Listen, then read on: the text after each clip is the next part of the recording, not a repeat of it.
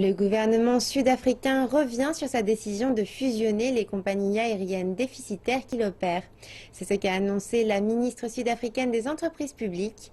Le président Zuma avait annoncé en début de cette année que South African Airlines, South Africa Express et Mango seraient fusionnés et que 25% des participations en capital seraient vendues au secteur privé.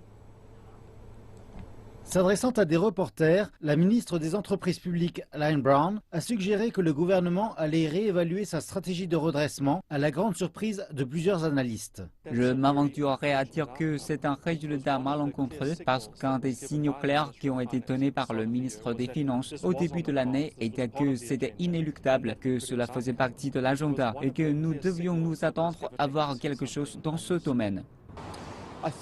Je pense que le volte-face apparent est probablement catalysé par la réalisation que l'argent impliqué avec la South African Airways est simplement trop important. C'est un puits sans fond. Des analystes suggèrent que l'interférence du gouvernement demeurera une pierre d'achoppement pour tout prétendant potentiel aux compagnies aériennes. Les tentatives du ministre des Finances, Pravin Gordhan, de changer cela ont connu des succès limités. Pravin Gordhan a fait de son mieux pour garantir que le conseil d'administration n'interfère pas dans la gestion des opérations de la compagnie et s'il réussit, s'il peut démontrer aux investisseurs que c'est véritablement en train de se passer, je pense que ce serait un très bon pas en avant. La ministre des Entreprises publiques souhaite vendre 25% des participations en capital des compagnies aériennes. Mais cela a peu de chances d'attirer beaucoup d'intérêt. C'est une question de viabilité. Je dirais que la viabilité est une hypothèse raisonnable, mais pas sous le propriétaire actuel ou dans la structure actuelle, que quelque chose doit changer.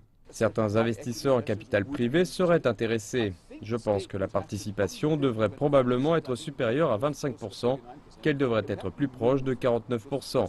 Cela devrait être significatif.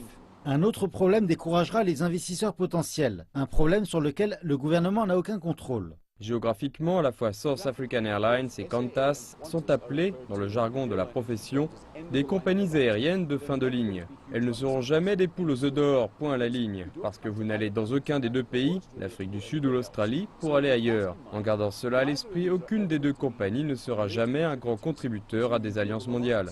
Si cela signale un revirement de la stratégie du gouvernement, c'est une bonne nouvelle pour les investisseurs qui ont du potentiel. Autrement, cela signifie que cette entité d'État continuera de s'en mêler les pinceaux.